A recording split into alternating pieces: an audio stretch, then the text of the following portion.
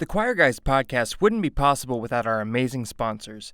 To see the full list and learn more about them, visit thechoirguyspod.weebly.com/r-sponsors. Now here's a word from this week's featured sponsors.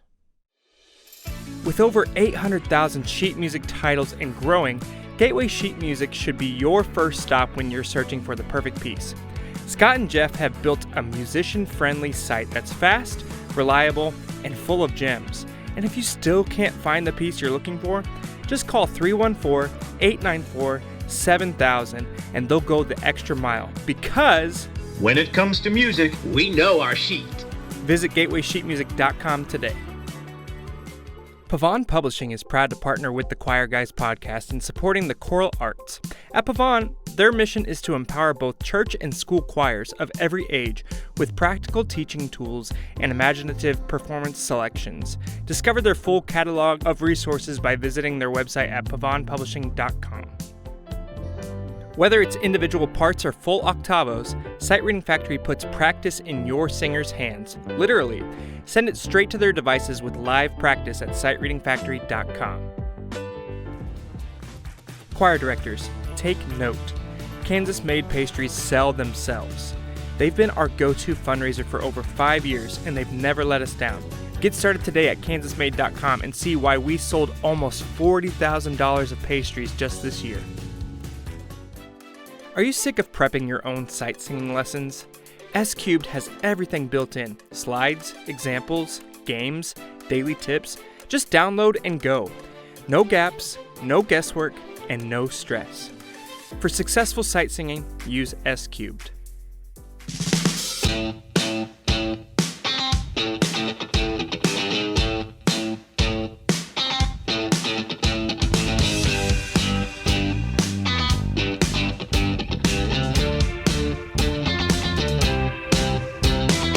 Hello and welcome to this episode of The Choir Guys. My name is Blake Richter. And I am Danny Gutierrez. Happy New Year to all of our listeners out there. We have the perfect guest for our first episode of 2026 today, so buckle up. Our guest today is Professor of Music and Director of Choral Studies at the Wanda L.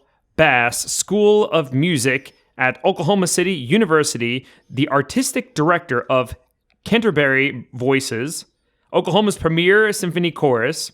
She holds a Bachelor of Music degree in music education from the University of Central Oklahoma, Master of Music degree in choral conducting from Oklahoma State University, and a Doctor of Musical Arts degree in choral conducting from the University of North Texas. So many degrees. Wow. A lot of degrees. Before joining OCU and the Canterbury Voices, she taught at Norman High School in Oklahoma, so a lot of Oklahoma stuff, San Jose State University, and Kansas State University. KSU.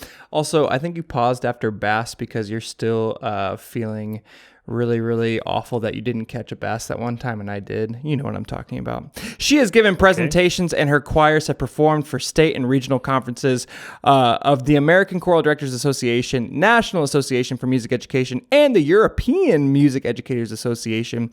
She's the past president of SWACDA and served as an International Conducting Exchange Fellow to Kenya in 2019. I went to Kenya in 2013. Love Kenya. Her favorite area of research and performance is working as a guest clinician and conductor for various honor choirs and professional organizations. Please welcome Julie Yu-Oppenheim. Hello. Hello, thank you. Such a big fan of you both. Well, we're bigger fans of you. Every time we see you, you're just a ball of light and just a bundle of joy. So thanks for being who you are. How are you today? I'm very good, thank you. Yeah, getting over some medical stuff and hopped up on prednisone and I can. So you're living your best life right now. Heck yeah, I'm gonna get swole. Yeah. I know the last time I saw you, I think was in Dallas for the national conference, and I ran into you on the street, and it was just the best. Wasn't there a cutout of you at one of the booths that people were just taking pictures of? Yeah, that was national concerts. They had one of various people, but my favorite is there's a photo of my husband Josh, who's a choral director as well, and he's hugging Jake Runestad's cutout, and he's pushing my cutout out of the way, and it's my Wow. favorite. That's awesome. I I just love know a it. lot of people were taking selfies with you, but it wasn't you as your cutout. I remember going up to you. I was like, "Hey, I saw your little," and you were like, "How dare you?" I was like, "No, it's a little cutout. You're not little, but it's a little cut." You were offended. You were so offended. Well, that is so I apologize. that's kind of offensive, though. I know, but the cutout was little. She's not little. I don't know if you know this. The cutout is actually life size, so Well, anyway, let's get started with this conversation. Danny, why don't you get us started? So tell us about yourself. I've heard bits and pieces here and there. I know you can like do something cool. What was it again? Like you can do some sort of like one of those type of rubbing your stomach and patting your head at the same time type of thing. What is the thing that you do Is it that like was the really cool? triangle snap or something? I feel like you would be yeah, good yeah, at that. yeah. It was something that Yeah, you I were still, asked by a teacher to do at some point, right? Or something yeah, crazy that you can yeah. do. What is it? Uh-huh. Well, so I'm real big into like I have a history of Alzheimer's and dementia in um, my family line. And so, of course, we read all this stuff about how music or the study of performing arts and stuff kind of delays or prolongs that or helps us, have better brain use, I think, the older we get. And so, in reading a little bit about, why is it that what we do contributes to people having better longevity of of their brain and memory and things like that. Of course, it's all the things that you have your students do on a daily basis, which is, across the hemispheres of the brain, use both physical and mental, acuity, all those kinds of things. So there's all those fun little exercises that I've stolen from various educators and school psychologists or the brain researchers and stuff about keeping the mind fresh. And the TikTok one is that you snap up and down, and then with the other one you snap like a triangle, and then you can try a triangle and a square at the same time, and stuff like that. But that's what we do in music, and so That's not what I do in music. I can't do that. I can't do that. Well, I bet you could. No, I've I'd literally have to seen you practice. play two instruments at the same time the other day. Yeah, but I can't do that. Doesn't it go with the pentatonics like God rest ye merry gentlemen and nothing you dismay? see, I think you can do it with brilliant. that. That's fun. But yeah, I can't do that. But that's very impressive. Little things like, brushing your teeth with the non-dominant hand and things like that, that just makes you kind of reset the way you think and think on a different level. My mind was completely shook when I discovered that humans can't really multitask because I thought, oh, I'm a great multitasker. I was like, that's my jam. That's what I'm good at. And then when I read the journals and stuff that said we don't really multitask, we just get really good at storing the RAM and the hard storage and the soft storage and just being able to function and recall and all that. And music helps us do that. And I was just like, that's really cool. So anyway, that's kind of my jam. And I started off as a piano major and took organ and things like that. So a lot of my brain was always kind of divided into hands, fingers, feet. And so when I came to the vocal side, it was really fascinating because I was like, oh, it's monody, for the most part. And then I was like, this is very different. But at the same time, what's so incredible about the singing voice, of course, that I found to be un unrelatable in a lot of ways is creating the instrument as you are performing. Whereas as a pianist, I just played whatever was there, Yeah. and stuff. So it's kind of neat mixing those two worlds. But I think that's what Danny was maybe referring to. But Yeah, yeah. maybe. I think there might have been something else too. But anyway, that's super cool. So you started playing piano before you started singing, or how did that work out? Like, I'm assuming you took Yeah. piano lessons or something at a young age. Yeah, well, like a good Asian kid, I started off as a toddler. In Korea, we literally had in Seoul, I went into a room and there were like 12 12 upright pianos like in a room. I think they were Young Chung's or something. But we just kind of all around the room, and we all played piano at the same time from like Suzuki books and stuff like that. And so I began playing at a young age, but then I've stopped playing for a long time. And when I was living in Germany, my dad was stationed there. My mom had a Korean church. They had a pianist, and the pianist was an Air Force captain, Caucasian. She couldn't speak a word of Korean, but she just wanted to be part of a service. So she would come and play for my mom's church, all Korean. But then she got sent back home. Her tour was over, and so they were without a pianist. And my mom slapped a hymnal in front of my face and said, "Okay, play the hymns." And I was like, "Mom, I don't know how to play." So I literally sat there, not touching a note. And then the pastor was like, "Okay, next week you got to come back with these 3 hymns learned." Oh my gosh. So Wow. I remember Charles Beck in Kaiserslautern, Germany, went to his house, and my mom was like, "She needs to learn how to play Rock of Ages, What a Friend We Have in Jesus, and Blessed Assurance by next week." And so my piano teacher was like, "That's not how you learn piano." He was like, "Here's middle C position." That's how you're going to learn now. Exactly. So he actually taught me how to boom chick and how to comp and stuff. And that's how I started learning piano. Wow. And then right after that, I was like brought in to play for choirs and bands in Germany. And so I did a lot of that. So I just sat at the piano a lot and just watched amazing teachers do their thing.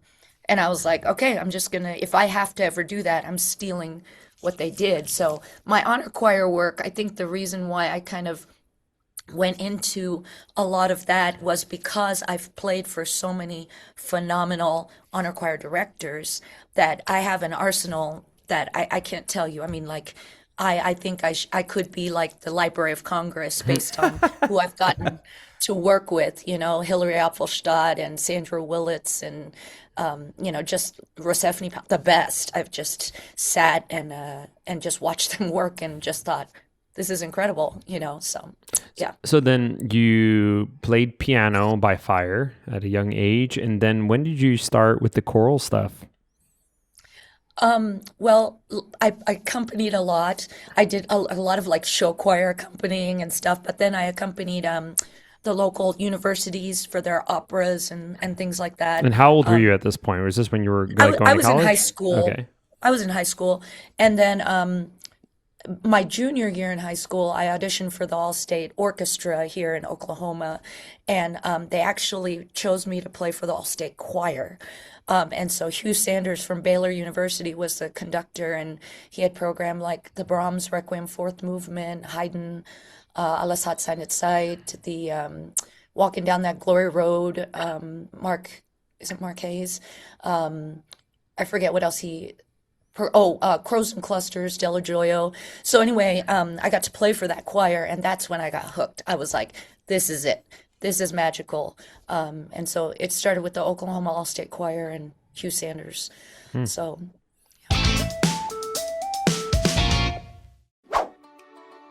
Encore Tours is your partner for international performance travel. Whether you lead a school, church, or community choir, they help you design custom tours that will hit all the right notes. You'll get dynamic venues, guaranteed audiences, and full support every step of the way. From the first planning call to your final performance overseas, Encore takes care of all the logistics so you can focus on the music. Visit EncoreTours.com to start planning your custom tour today. When you program music by Ian Hartung, you're choosing depth, beauty, and intention. Ian's works, published through Endeavor Music Publishing, are written with singers in mind, emotionally charged, harmonically rich, and crafted to connect both performers and audiences. From soaring lyrical lines to moments of quiet reflection, each piece invites choirs to explore storytelling through sound. It's no wonder his music is quickly becoming a favorite among modern ensembles. Experience the artistry of our friend Ian and discover new repertoire that inspires. Visit EndeavorMusicPublishing.com to explore his catalog today. If you're a teacher, administrator, or activities director managing school social media, stop doing it all yourself. We've used Class Intercom for 3 years now, and it has completely changed the way we run our accounts. Here's how it works. Students create the content, posts, graphics, videos, and teachers review and approve before anything goes live. It's safe, It's simple, and it teaches students real-world skills in digital communication. And the best part is, it connects to all of your school's accounts, Facebook, Twitter, Instagram, into one dashboard. Less chaos, more content, and way less work on your plate. Check out classintercom.com and give your school social media the upgrade it deserves. Okay, so Julie, what's it like to have 2 DCAs under one roof? That's gotta be fun. It's actually evolved quite a bit. When we first started, we did everything together. It was like Josh is left-handed, I'm right-handed, so we would joke that, in the classroom, we would just be there and be like a two-headed drum creature. major. Yeah. Yeah. And so, but then after we had a kid, we were like, we can't sustain this. The things I miss so much about that was, as you guys know, because you do so much collaboration together, isn't it so rewarding to get to like just kind of sit back and watch someone else work with your group? Yeah. And yeah, to hear them like, oh, the different perspective you get that you're like, oh, that's not as bad as I thought, or oh man, how did I let that go, or things like that. But also to see them interact with someone else makes you just kind of reset your own self and go, okay, I need to just chill out. And that was how it always was when we were together. And having someone in the room that really laughs loudly at your jokes, you can't beat that, you know? If only Danny laughed at my jokes. Yeah. He doesn't. Sometimes I go, "Tut." That's about it. He's I like, do laugh at your jokes. Yesterday I cried in class because of what you did. I guess a student bought him a shirt that's from that movie Whiplash, where it says "Not quite my tempo," and the kids hadn't fully been struggling with the tempo on your piece that you conducted for the concert last night. But apparently you predicted the future, because they started struggling with it yesterday, and the bassist started rushing big time, and he had a jacket on and he had it zipped up, and then he just cut him off, and then he just rips off his jacket and throws it on the ground and said, "Not quite my tempo." And he just like pointed. That worked out great. It was so great. I was crying because I just was not expecting it. I had no idea. yeah. I was not even trying That's- to use humor. I was trying to be real with them. No, it was great. That's the kind of magic. Yeah, that's really cool. And then we just kind of eventually fell into our own lanes at K-State. We were there for 16 years together. And so, like we found out kind of what each of our strengths was, and kind of went that way. And then this new position came open in Oklahoma, and this is the first time we haven't taught together in 16 years. And it's very different, the evolution. I mean, I think you guys have probably felt the same thing, because you've been together for quite a bit too. Yeah, I mean, taught in the same district for what, 8 or 9 years now? 8 years. Yeah. I started in 2018. Yeah, this will be year 8 of teaching in the same district, and then this is year 6 of co-teaching together. That's crazy. Man. It is crazy, because what people don't understand is like there's marriages that don't last that long, Yeah. and so and like a marriage, I mean, like you really have to make it work. But I just feel like Josh is like watching his brilliance now with his, other projects that he's doing, and watching it from afar and being able to go in and not literally be part of it, and just watching as a bystander has been just so rewarding. So anyway, yeah, you just kind of like live in each other's successes. You have, a partner who understands what you're going through. Yeah, I feel like that would be with each other. one of the most beneficial parts, is like, you get this life. You understand Yes. it. Yeah. And you get to kind of look and go, this is crazy, right? And your partner will go, yeah, that's crazy. And you go, okay, I feel validated. Yeah. So I don't know about you guys, but I can't imagine ever teaching alone again. I've always been part of a team. And I think, if there's anybody listening out there, that if you get a chance to be part of like a duo, like, we have us on the screen, I think we would say, man, there's nothing like it. Yeah. I mean, so it's interesting. I feel like a lot of people do struggle with it, actually. And I feel like it's not, I don't know if I would say it's not for everyone. I just think it's like it's a difference in mindset, especially when you've been on your own for some time. Like when you're your own, you're doing everything by yourself in a program, you're used to you being kind of the epicenter of attention and the epicenter of what's happening in the students' lives. And then all of a sudden, it's like you have to function differently and adjust what you're doing and be a better communicator and all these things. And on the other side of it, like I much prefer teaching collaboratively. But I think for some people, it's not too easy, and it takes a special type of person to really make that work. Is this you breaking up with me? Like, No, or no, are no, you no. saying You are one of the easiest people in the world to teach with. We understand each other. You don't like giving up your epicenter? Oh my gosh, Blake. Hey, do you Blake. guys finish each other's? Sandwiches. That's what I was gonna say. Wow. Dimension. I feel like that's right, Frozen reference. I feel like because I go to therapy virtually. Like my therapist from Springfield moved to Colorado, and I feel like you're our therapist right now. And we're sitting down, and you're just like talking us through. Like you just reminded us, we are good together. Well done. All right. Thanks, Julie. Well, thank you. And we wish you a happy 2026, everyone. Yes. Thank you. Thank you. Absolutely. That's it. Mic drop. No, I'm just kidding. So as stated in your bio, you said you love working with honor choirs. So what is it that you love about working with honor choirs, and what are your goals? Like if you're in front of a choir, what is your goal stepping in there? What are you trying to do with these students in this environment? What are you trying to create there?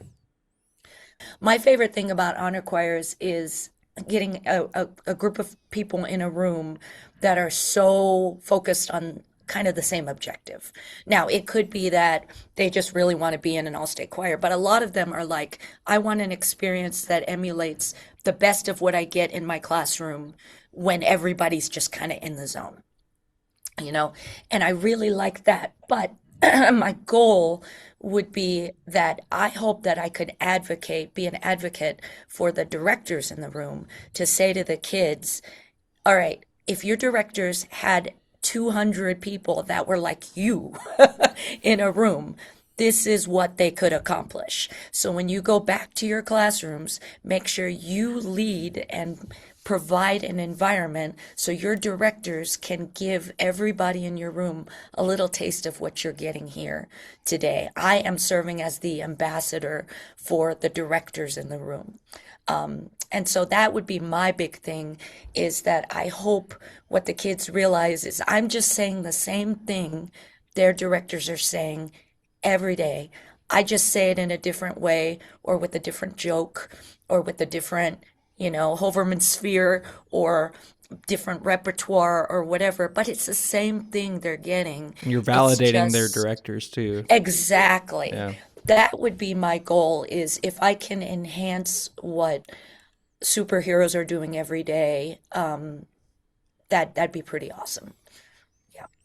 Awesome. Well, I would pay money to be in one of your honor choirs. I can tell you that. It'd be so much fun. I see pictures of you, conducting, and you just look so intense and so joyful all at the same time. It's like joy tense. Is that a word? It is now. Ooh. It's joyful Yeah. and intense. So, Well, I'll tell you, but the reality is, I feel like a big show pony.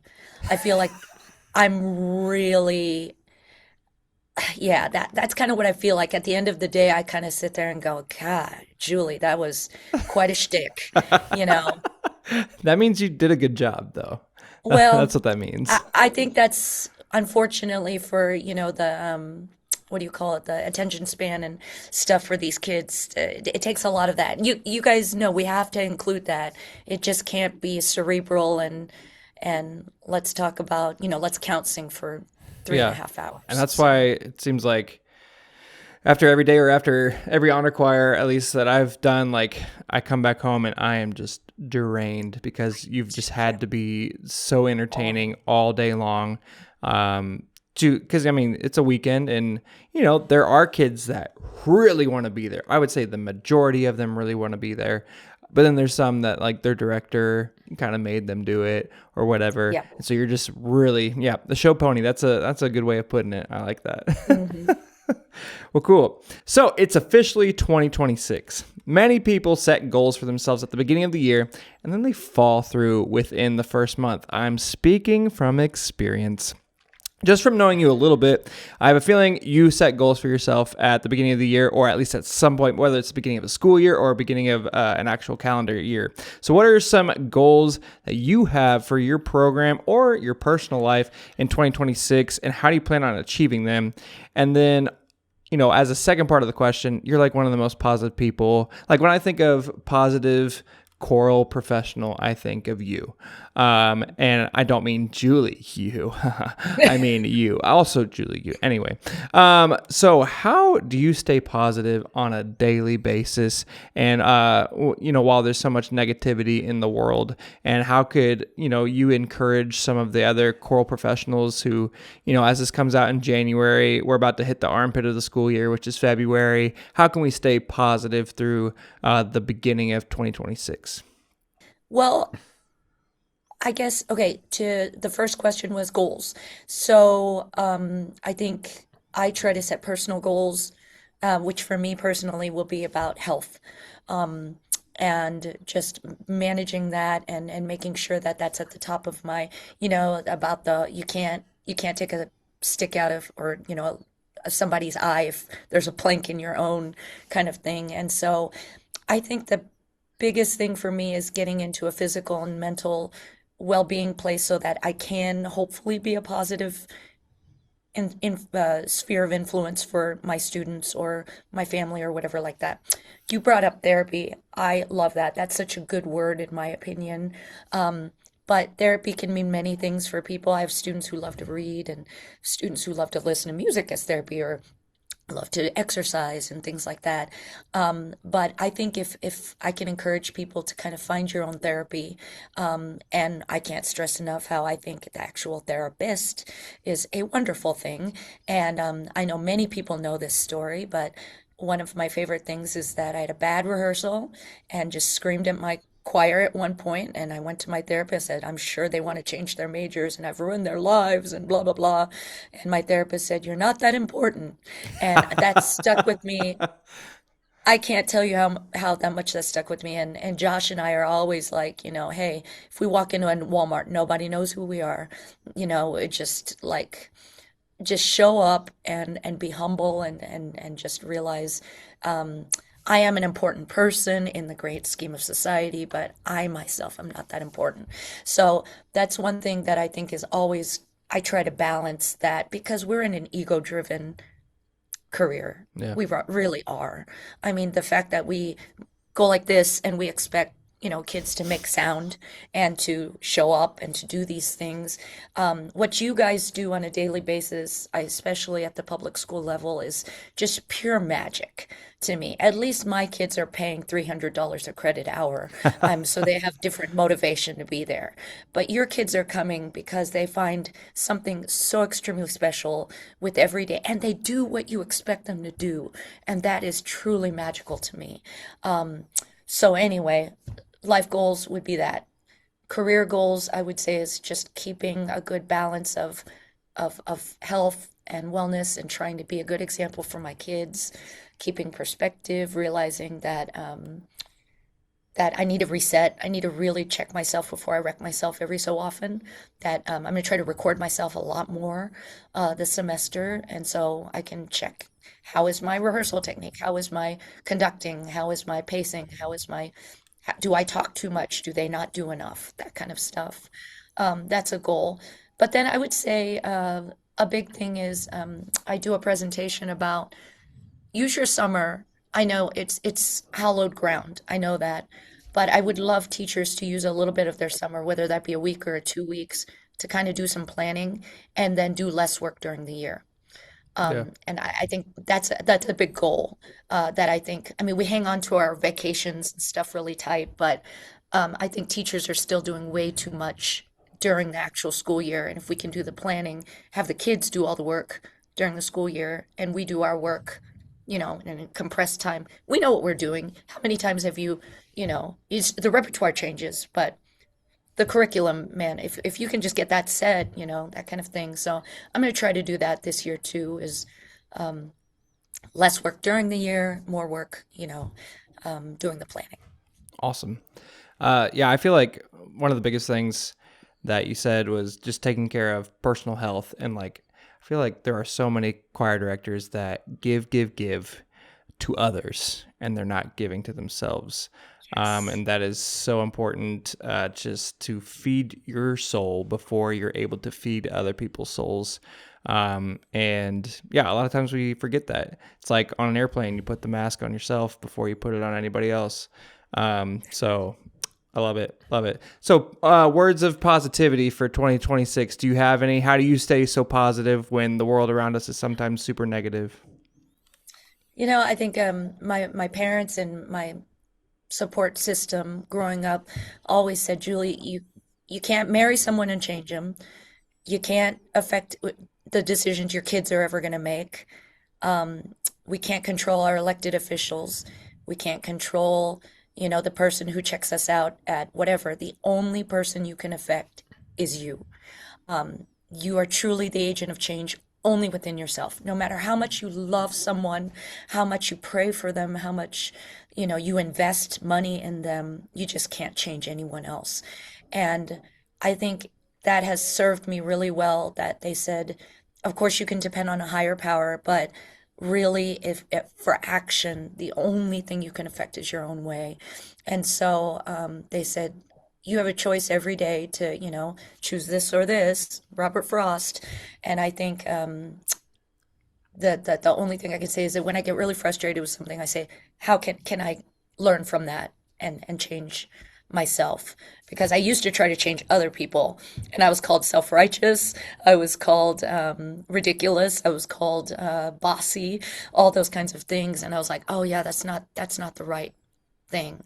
And in teaching, that's really hard, because you're like, just do it like this, kids, and you'll be great, but as you gotta let them do their thing, and stuff like that. So, yeah, that hopefully that comes through in with my students, is that they go, okay, I see in Dr. Yu that, she's not trying to change us, but she's constantly trying to evaluate herself. And Yeah. Yeah, I have, since I do therapy online now, I do it right over here in my office. And so on my desk over there, I have this thing that's like circle of influence, and also like things you can change and things that are outside of your control. And literally in the things that are in your control, it's just you. And then things outside of your control, it's so many different things. That's right. definitely helped me, especially like, I feel like as directors, I had this issue, especially like my first year at the junior high, because middle school is tough for a lot of kids. I would worry about kids constantly when I went home, Yeah. all the time. And the only thing that I can really do for a kid is control what happens in my classroom and what happens while they're at school. Like once they leave our doors, it's going to happen. You're going to think about them. You're going to care about them outside of school. But you have to set a boundary. You have to set a boundary because there's some things that you cannot control. Obviously, if like things are really dangerous at a kid's home or whatever, there's hotlining that we can do and all that kind of stuff. But other than that, like you cannot control everything that happens in a student's life. And once I realized that, my mental health was so much better, and my blood pressure went down a lot because I was just constantly nervous about, especially certain middle school kids, because they have rough lives, and they're talking about self-harm a lot, and me having to report that every single day, and then me being worried that something's going to happen when they go home. Like there's only so much we can do as teachers, and we are not their parents. And we can care about them as much as possible, but that's really all we can do. That went to a really dark and deep place, and I apologize. I actually don't think so, because I think it's a beautiful thing that you're expressing, that I think so many teachers feel, and that needs to be said, because other teachers might be sitting there going, oh, I'm sure Mr. Richter is handling this no problem. He's such a master at this. But to know that you take that home with you, but also that physically it manifests in you, is really important for us to all hear, and to remind each other we have to take care of each other and ourselves too. But I'm curious, the two of you, what is your way of kind of decompressing that you wouldn't mind sharing with me so I can I'll take it away first. Do it. Monopoly Go So there's it's the Harry Potter season right now. So Monopoly Go is one of them. Decompression. Let's see. Sports cards and sports following in general. Yeah. I definitely do that. You collect sports cards and like trade them and sell them and all that kind of stuff. Trade them and sell them. That's fun. Just something that I like doing. I like walking around a lot. Sometimes I just walk at weird hours of the night. Sometimes outside, sometimes not so much. It's kind of dangerous, but I enjoy it. In your house. Well, but sometimes I just go out in the street, like I'm like 12 o'clock at night. I just go walking around. It's probably not good. I probably get reported a lot, but I don't think it's blown up yet. Decompress. That's all I got. Yeah, mine would be following basketball, following NFL stuff. And then I have a basketball court in my backyard, and so I'll go out there and I'll play. Spending time with my 15-month-old daughter, it's the best. And it kind of brings you back to what matters and brings you back to reality. One thing I don't go to is music because I'm around it all the time. Yeah. I used to go to music because, it was a hobby. It was what I loved. I still love it. But when you're around it all day, that's not what I go to decompress. So you ever heard of something called funk music? PHONK, funk. Mm-mm. So it's a music that young, I don't know, the Skibbity Rizzler generation, Generation Alpha, my son, they just love this music. When you have a chance to listen to it, it's become popular. It's like a big TikTok. It's on a lot of TikTok videos, I think. But it's like a style of music, almost like electronic music, but just like newer and more disorienting. Anyway, so like Zane, he tries to play that stuff in the morning. He's like, it's Christmas season. And he's like, Dad, I want to play funk music. I'm like, we are not playing funk music. It's only Christmas music right now. You can listen to Pentatonic's Christmas album. He's like, no, I want to listen to funk music. I'm like, funk you. I didn't say that. But I was waiting for it. Oh, you thought I was going to say that? No, I was about to say something like, what the funk is he talking about? Yeah. Yeah, I'm just like, nah, I don't need music to like whatever he wants to do with it. No, I get that. Silence is better for decompressing for me. Like, I don't need any music. I don't need to listen to any music or anything like that. Unless it's like, I don't know. Not even Christmas music? I mean, I like Christmas music, but that's not how I decompress. That jazzes me up. Like I get jazzed. Oh, really? Yeah. So actually, specifically, like with the music that I love the most this time of year is easy instrumental Christmas jazz. Like the easiest Christmas. Does that not relax you at all? I can get calm with that, but like that's super not my good go-to. It's not my go-to. Yeah, but then you get a Simply Christmas Time, and it just sends me to I can't. It's different for choir directors. We're a little triggered by Christmas because of all the stuff. It's different. Yeah. It's different than the normal population. And we've been doing Christmas since like, we started Christmas in our class, like when, October? I mean, September? Maybe end of September. September. I usually try to wait until October. I try. But sometimes it's unavoidable. So. Yeah, at the high school we do Christmas a little bit later, but we're at the junior high, we're doing it like September. Yeah, you gotta start early with them littles. So it's wild. Yeah. Well, I think also for 2026, we just need to come up with that one Mariah Carey song. What is it? All I Want for Christmas Is You. All I Want for. If we just, I think she makes like $4 million a year just in. The royalties from radio plays. Really? Yeah. All I Want for Christmas is funk. All I Want for Christmas is funk. That's we're gonna write it. That sounds horrifying. Yeah. I mean, but think of how many streams we'd get on TikTok. Mm-hmm. Would we? From the Skibbity Rizzlers. Okay.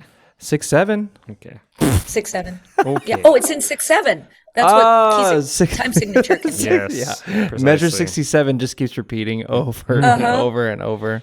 Yep. Do your students dread sight singing? Do you dread teaching it? Then it's time for you to try S-Cubed's sight singing program for beginners. Created by middle school teacher Dale Duncan, S-Cubed is part method and part philosophy. 3/4 learning and 1/4 fun. It's just 5 to 10 minutes a day, 3 to 5 times a week, and your kids will want to do it. I personally speak from experience. We do it every single day. Every lesson builds confidence, trains both the ear and the eye, and gets students sight reading faster than ever, without skipping essential steps. With built-in games, competition, and classroom-tested strategies, S-Cube turns the most dreaded part of choir into the most rewarding. Find out why so many teachers are saying, this program changed everything. Check it out now on Teachers Pay Teachers. Just search S-Cube Sight Singing. Choir directors, if you're looking for a new fundraiser that actually works, Kansas Made is the one. Danny and I have worked with them for over 5 years now, and this fall, our program sold over $38,000 in pastries. Why? Because the product is delicious, the process is easy, and the company is amazing to work with. Students are excited to sell, families love to buy, and everything arrives in a timely manner. It's a stress-free, high-return fundraiser that we genuinely enjoy doing every year. If you're ready for a fundraiser that feels like a win on all fronts, visit kansasmade.com. If you're still printing sight reading examples or spending hours creating them yourself, stop.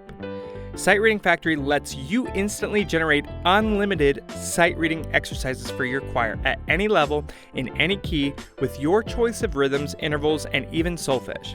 But here's the kicker. SRF now includes auto assessment and gradebook integration, so students can complete assignments independently, get real-time feedback, and you get grades without lifting a finger. Plus, you can send individual parts or even full octavos straight to your singer's devices with live practice. You can get all of this for as low as $3 per student. Check it out today at sightreadingfactory.com, and thank you to Sight Reading Factory for sponsoring this portion of today's episode.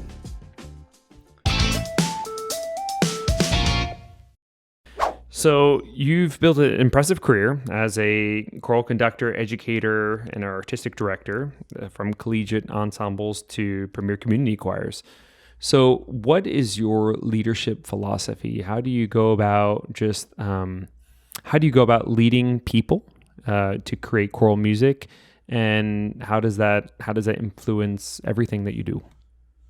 Well, I really like, there's a quote about, I'm going to misquote it, but it's something Eisenhower said about, give credit to your subordinates and take responsibility for everything else. I'm misquoting, but that's the general consensus, is that I really like the opportunities that I've had since when I was teaching littles. It's like everybody loves littles, right? And they could literally sing like off key and off the beat, and everybody still loves it because they know why they're doing what they're doing and why they love it. Then you move up into the middles, right? And then my goals were to be about helping them navigate the changes that are happening in their body and their souls and their all that through music to become really productive society members. Then the high school kids, you're saying, okay, let's get you ready to separate from the teat and go be, like get ready to go do laundry and to pay bills and to learn how to write a check at the time and stuff like that, I always And pull now a with quote from each episode, and I think that's the quote that I'm Yeah, gonna I pull was from hoping this we would take a episode. time just to reflect on that last statement.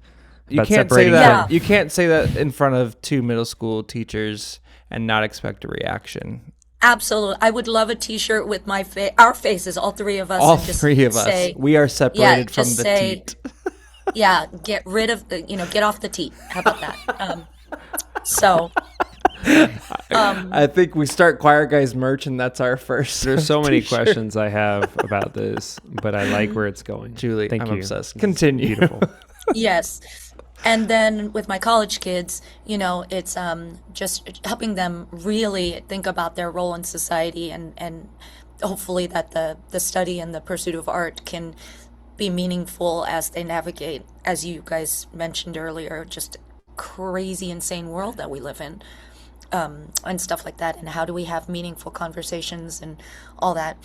So I would say my leadership philosophy probably comes from, I think we have the power to make good in the world. and world peace. So I really think the end goal is world peace, or I know that's not possible. My therapist tells me, Julie, that's an impossible goal to think that you can actually make this world better. She said, we are just going to be able to sustain ourselves from essentially not destroying ourselves. But I believe if we work toward the goal, then at least we have meaning in our existence.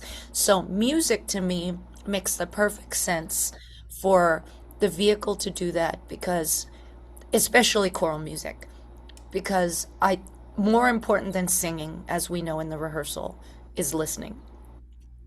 And like Josh says this really cool thing. He'll have choirs sing like a couple of parts, and he'll say, we call this hear singing, HEARSINGING, hear singing. He said, then we do it again, and it's re-hear singing, and I'm just like, that's so cool. And the whole purpose of the hear singing is that you're listening to each other. But instead, we think of rehearsing as you got to sing, sing, sing, sing, sing. But Josh focuses on the listening part. And that's really hard for me because I'm a talker. And so when I try to go into a conversation, the older I get, I go, just listen more, listen. So my philosophy would be world peace through empathy and listening. Vehicle for that is music, or performing arts, or sports, or whatever it is that we do. Just, you got to have an end goal, I think, in mind of just trying to do better. And separating from the teat. Period. Yes. That is, there's world peace and then separating from the teat. I think Exactly. They can be interchangeable, I think. Because the teat, yeah, it's necessary for world peace. Yeah. Well, Julie, thank you so much for being willing to come on our show and talk to our listeners. I was blessed by listening to you. I know Danny was as well, and I know our listeners are going to be blessed at the beginning of 2026 whenever they get to hear this. So thank you for coming on. And Julie, do you have anything else to say to our listeners out there? Well, I just, honestly, you two are some of the finest master teachers I know. And I've been blessed to watch, all the incredible influences and the way you have shed your light on our region, ACDA, and just choral music in general. And everything you said about me, I just want to say I'm rubber, you're glue. Whatever you said bounces off me and sticks to you, because you truly both, I can't tell you how much I look up to the two of you. So thanks. Thank you. We look up to you, and I look up to your cutout as well. And I hope that cutout comes to Albuquerque or something. I don't know. It just needs to go on tour everywhere that National Concerts goes. That would be wonderful. Are you going to SWACTA? Absolutely. I can't wait. Woo. And are you guys going to ride the hot air balloon is the big question. That is a big question. I think that's on, is that on Wednesday or is it on, I think it's on Wednesday. I don't think I'm getting there until Thursday. I don't think the hot air balloon is a budget item. Yeah. There you go. Yeah. So, well, we appreciate you being on here, and we will see you in March. We cannot wait to see you. Excellent.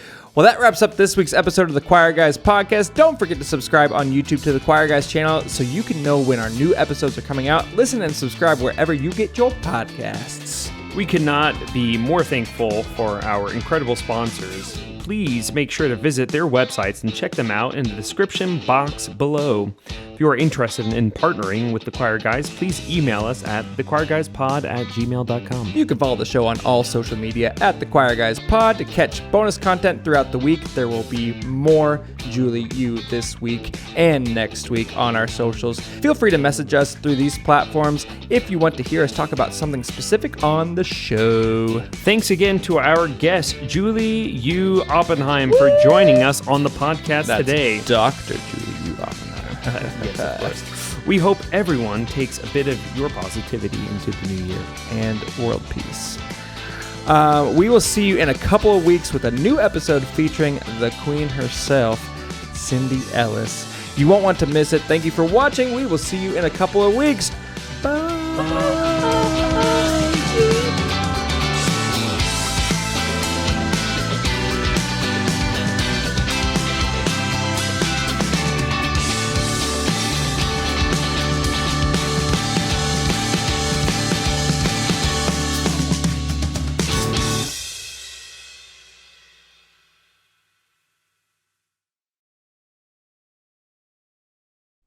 Based in Nixa, Missouri, Hames Insurance brings small-town service with big-time options. As an independent agency, they can shop around to get you the right policy, whether it's for your car, home, or life. No pressure, no gimmicks, just the coverage you need. Find your peace of mind at hamesinsurance.com. We've used Class Intercom for 3 years now, and honestly, we're never going back. It keeps everything organized and gives our students a voice. Visit classintercom.com to see why it works. Endeavor Music Publishing supports creators and celebrates amazing choral writing. With composers earning 50% royalties, it's a model built on respect and artistry. Explore Danny's new piece, Fortes Fortuna, and their full catalog at endeavormusicpublishing.com. Encore Tours helps choirs perform around the world with guaranteed audiences, stunning venues, and expert support. Start planning today at encoretours.com.